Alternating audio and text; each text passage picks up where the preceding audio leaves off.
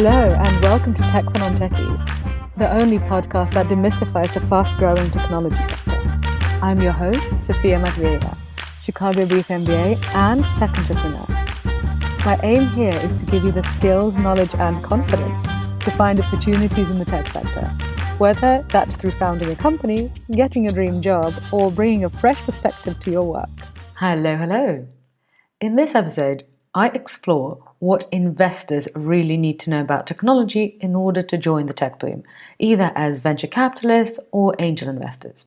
I've often talked about how non-technical founders can build tech-enabled ventures, but in order to have a successful and flourishing technology ecosystem, we need founders and investors to coexist together. And more often than not, investors don't have a technical background. So, how can investors tell whether the technology they're investing in is actually real or whether it's a bunch of rubbish? After cases like Theranos and more recently Nikola, it's understandable that aspiring angel investors or even venture capitalists are nervous. So, what do investors really need to know about tech in order to make the right tech investments? I discussed this with my friend and venture capitalist Oksana Stowe, who is a venture partner at Red Rice Ventures. This is an excerpt of a masterclass that we had on Tech for Non-Techies. If you want to get the full version, just go to techfornontechies.co and sign up to membership. I'm currently a partner at Red Rice. We invest in premium consumer brands and related technology companies. And what do you mean by supporting technologies? Yeah, so the way we define supporting technologies, it's anything that enhances brand performance. If it's a physical product, obviously there is a whole management of a physical product, starting from inventory management, fulfillment, and many pricing and many other aspects associated with it. And then also, even if you have a physical product, you're most likely going to have a digital presence. And in order for you to optimize your digital performance, there are many tools which are part of the back end that people use. And so we would invest in a tool that enhances. And I think once again there is this concept of single customer view, which allows for you to kind of know your customer in the right way. Also, there is many personalizations engines. So if you are particularly prone to one product, an engine can recommend you many adjacent products and so on. So this is how we, in a little bit broader definition of what we focus on. And so that's what Red Rice does. How I got there is it's a bit of a kind of long story. I started in finance, so I'm genuinely a traditional definition of an investor. So big part of my career was in mergers and acquisitions, and then I started doing angel investing, and then made a switch to venture. Awesome. And you were working in a retail technology investment fund before that, or it was retail and retail technology? Yeah, exactly. Exactly. So before joining Red Rice, I was leading a venture arm of True, and the investment thesis was similar, but much more heavily focused on retail technology. That's actually, I remember we met when we were talking about what I was up to with NT and what you were doing at True. What I really wanted to cover was the tech knowledge that investors like you need to have. And I really want to focus on what people actually need to have rather than what people want to have. Because I want to have all sorts of knowledge. You know, if I could live forever, I would just have endless degrees and know all the languages in the world. But sadly, it's impossible. So in order to invest in companies, let's say like retail technologies, of course, I understand that you need to understand the market. You need to understand basically the capitalist fundamentals.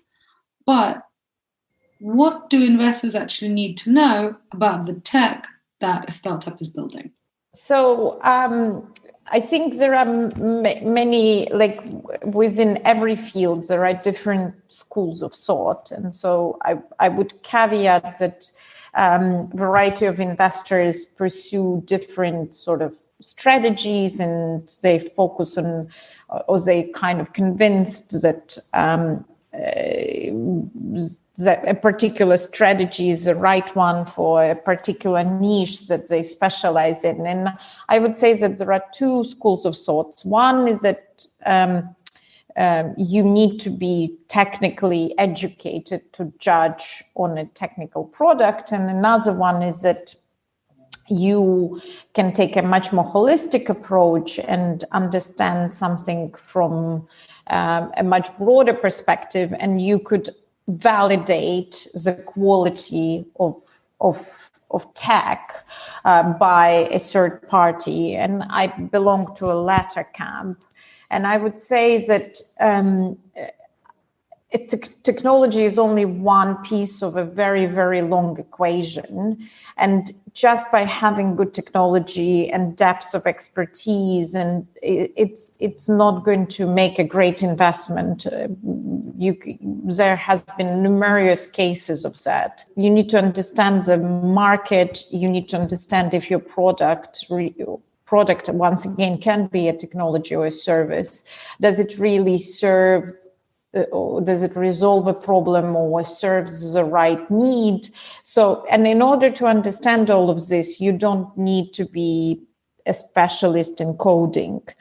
And so I think if you have identified a gap in the market and you're building a product, and let's say it does involve very heavy coding and you need data scientists, I don't think that it prevents investors from recognizing a market potential, because we as investors in early stage companies, we are sort of paid to price risk. And the way you price risk is something that you say, okay, does market need this product, and can the team execute or deliver this product at a scale?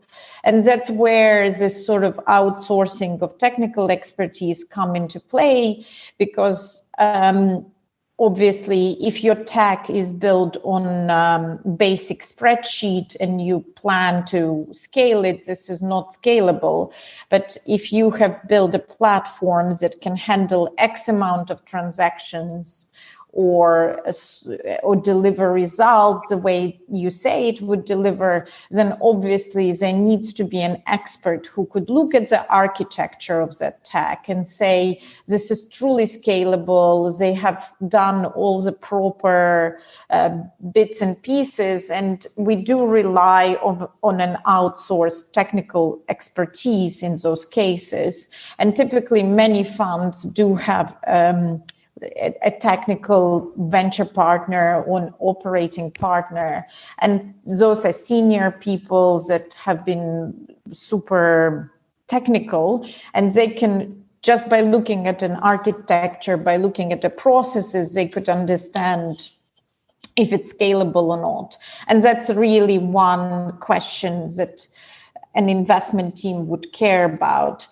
Is this tech delivers on all the features that are being advertised, and can it scale? So if next year all of a sudden you go from one customer to 100, or from one customer to 1,000, is everything in place to service those customers? And that's what really you would focus on. And it's a little bit more complicated, and obviously report includes sort of red flags, or saying, okay, well, this is an important bit missing within this proposition, but it can be built within 2 months. And obviously this company is raising money, so they will hire a person who could add that feature. So you never go into a perfect investment in tech is, perfectly packaged and you don't have to do any improvements to it. So there is, you recognize that there are more features that will be added to that platform or software or whatever it might be. That's exactly what I was going to say, is that I don't think I have ever presented a completed product to investors, because the whole point is that it is never completed. It's updating, every couple of weeks. And also, for example, in our non-technical founders course, I always recommend against having a long feature list that you want to have at the end of a year, because you don't know what customers are going to want. So, for example, for a lot of companies who were creating a feature list this time last year for the next 12 months, good luck to them today. So I think, the reason why you're raising money is basically to carry on going down the path that you've been going down, but you are by default kind of experimenting. But I would like to get back to this technical venture partner that you mentioned. So how would that work? So you would have a VC fund with investment professionals who are typically non-technical. And then you have a sort of freelancer or partner or a consultant. How does that work?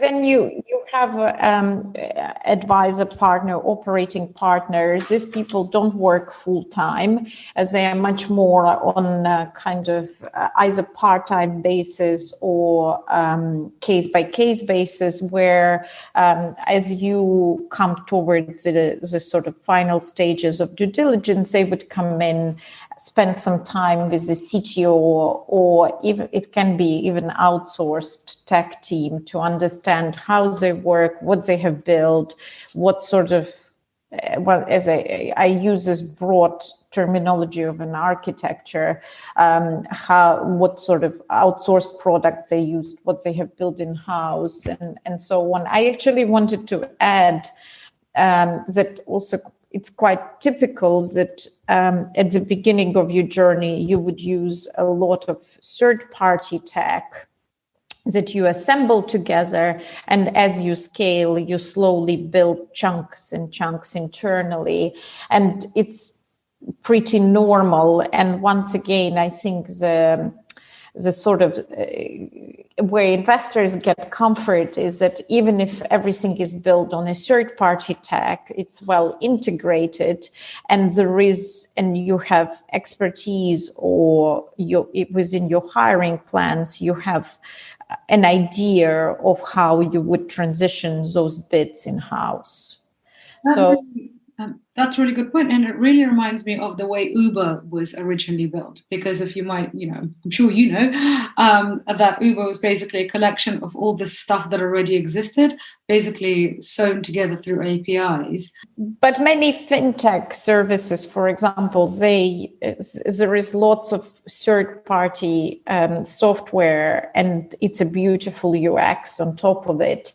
And as some of those fintech companies grow, I think it's a very, very obvious example. Then they bring more and more in-house, and it optimizes margins. But once again, when you start doing that, it's a worthwhile investment because you've proven that there is product market fit.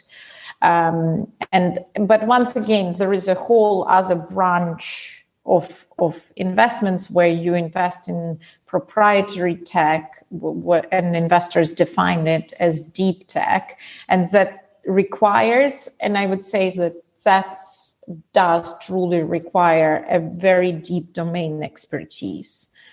So if you do come with a very proprietary solution to something that very, very within deep tech, then you definitely do need some domain expertise. Well, that's interesting. So we can basically say that if the company is more of a commercial innovation, then the technology is probably, it already either exists, so you can tie it together the way Uber did, or it's not difficult to build. So that's when companies like yours, the funds like yours, are interested in maybe commercial innovation, user experience innovation, and building the tech will come together later. But then when you're talking about deep tech, you would need technical expertise, which is why I can think of some biotech funds where I know some of the partners, and some of the partners are investment professionals like you, and some of them are basically scientists. So I wanted to ask about essentially two cases. One is Theranos and the other one is Nikola.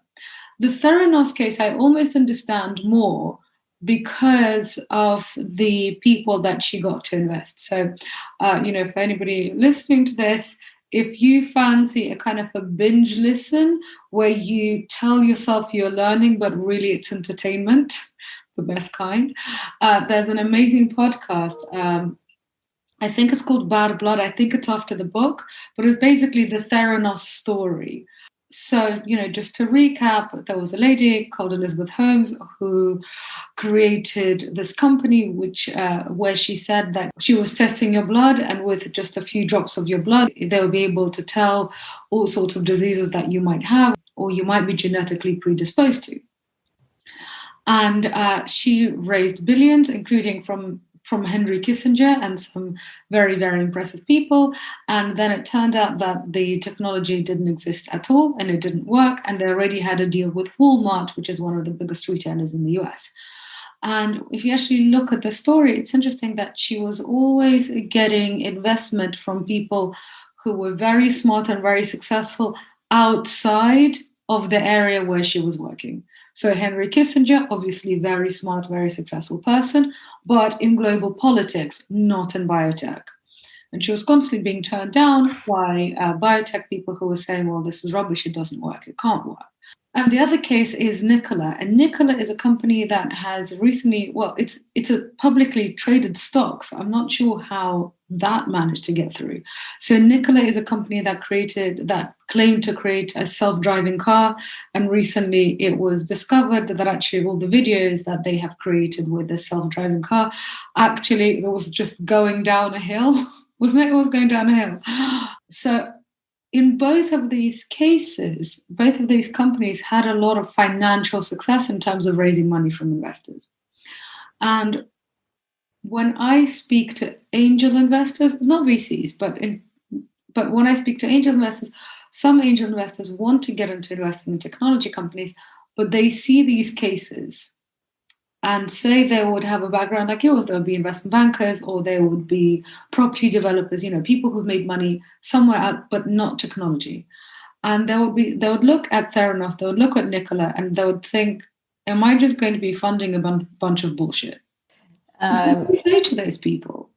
Well, I think investing is not just sort of spreadsheet-based business, because it matters who you co-invest with, it matters what relationships you have, and that's why there is always a bit of a complaint that obviously if you are outside of let's say a particular circle, for you as a founder, it's very difficult to break through because there is still a certain relationship.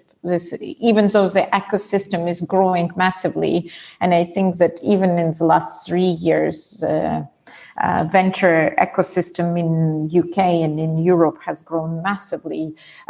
It's still not so easy because even among funds, they co-invest with each other, angels co-invest with each other. And so if you break into one of those circles, it becomes easier and easier, which is true for many other aspects of our life, I would say. So I think once again, as an investor, it's very important to focus. So you should really, and recently someone gave us kind of a piece of advice to stay with your swimming lanes. And you should really stay within your swimming lanes. And if you specialize in a particular area, and that's what that's what you should continue to invest. Because if someone came to me with some amazing biotech investment, I wouldn't even know where to start, how to assess it and who to go to, because also obviously once you start to specialize or develop domain expertise, you have a certain network that you rely on. You can draw parallels. There is a lot that is maybe not purely data, kind of hardcore data or Excel data as it happens to be, that you happen to carry when you assess an investment. So I think, and once again, as an angel investor, if you want to diversify your portfolios, then you should maybe get to know different co-investors who have specialization. And I think many people approach angel investing in sort of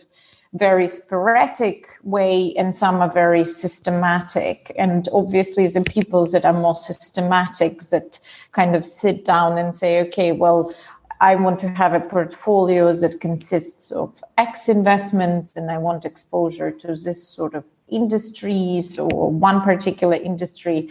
Obviously that gives you higher chance of success versus if it's you just met someone and they have told you a beautiful story and they're very charismatic, and you decide to invest. So I think it's also very much dependent on what as an angel investor, what's your approach. But even as an angel investor, if you're going into a deep tech investment, it's much better if it's validated by someone. Wasn't that awesome? I always learn so much from Oksana, and I hope that you've learned a lot from her too. If you want to hear the rest of the session and download learning notes from this masterclass, then go to techfornontechies.co. On Tech for Non-Techies, every Tuesday, you get a live session with an expert on a field of technology which is aimed at non-technical professionals. You also get to join a truly unique professional community of smart, non-technical professionals who are either in or getting into the world of technology. That's non-technical founders, investors, aspiring product managers, and more. Join me as a Non-Techies member to participate in our lively community, come to our masterclasses, and join the tech boom. And finally, if you enjoyed this episode and you found it useful, and you know some people who are interested in getting into technology investment, forward this episode to them. That way, you'll look smart and caring, and you'll also be helping me out. What's not to like? Thanks for listening and have a lovely day. I'll speak to you next week.